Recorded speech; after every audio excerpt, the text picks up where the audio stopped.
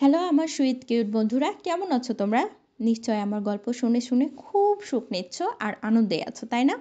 তোমাদের আনন্দ দিতেই তো আমি নিয়মিত তোমাদের জন্য নতুন নতুন গল্প নিয়ে হাজির হয়ে যাই। তো চলো, তোমরা যারা এখনও আমার চ্যানেলটি সাবস্ক্রাইব করনি তারা প্লিজ প্লিজ প্লিজ আমার চ্যানেলটি সাবস্ক্রাইব করে দাও।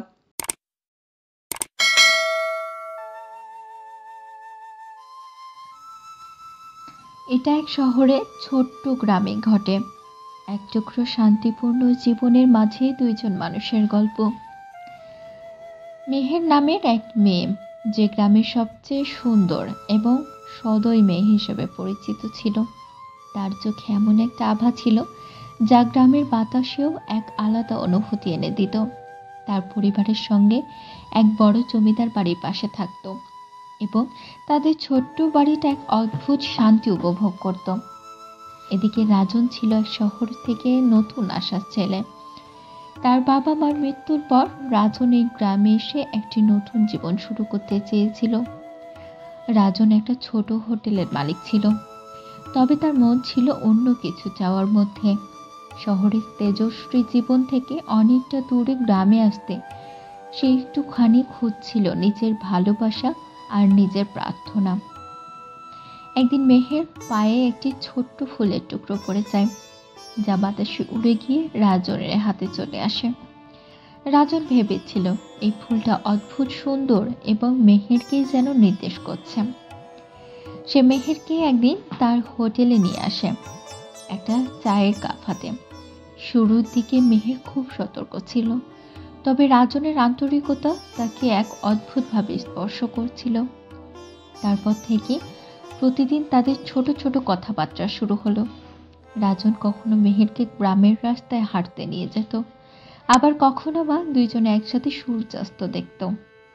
সেখানেই তাদের মধ্যে এক বন্ধন তৈরি হতে থাকে, যা ধীরে ধীরে প্রেমে পরিণত হয়। তাদের সম্পর্কের প্রথম সূচনা ছিল এক অপূর্ব শান্তিতে ভরা, যে সেখানেই তাদের মধ্যে এক বন্ধন তৈরি হতে থাকে, যা ধীরে ধীরে প্রেমে পরিণত হয়।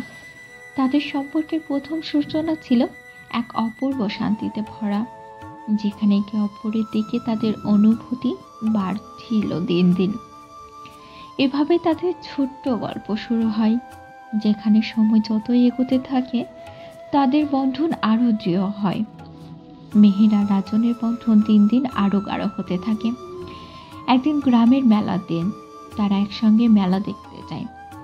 সেখানে গানের সুরে ও হাসির মাঝে তারা একে অপরকে আরো বেশি চিনতে পারে।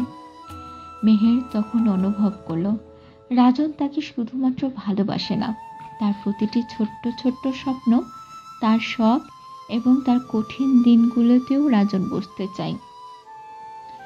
মেলার মাঝখানে একটি রোলার কোস্টার গাড়ি দাঁড়িয়েছিল। রাজন মেহেরকে চোখ বন্ধ রেখে বলল, তুমি কখনো রোলার কোস্টারে চড়েছ? মেহের প্রথমে একটু সংকোচ বোধ করলো, কিন্তু রাজন তার হাতে হাত রেখে বলল, তবে এবার যদি চলো তাহলে আমাদের জীবনের প্রথম সাহসিকতা একসঙ্গে হবে। মেহের রাজি হলো এবং দুজন মিলে সে রোলার কোস্টারে উঠল। প্রথম দিকে ভয় লাগলেও রাজন মেহেরের পাশে ছিল, আর দুইজন একসাথে হেসে ফেলল। সেদিন মেলায় তাদের হাসির সুর বাতাসে মিশে গিয়েছিল। মেহের বুঝতে পারল সে এক নতুন পৃথিবী দেখেছে, যেখানে সে রাজনের সাথে জীবনের প্রতিটি মুহূর্ত উপভোগ করতে চায়।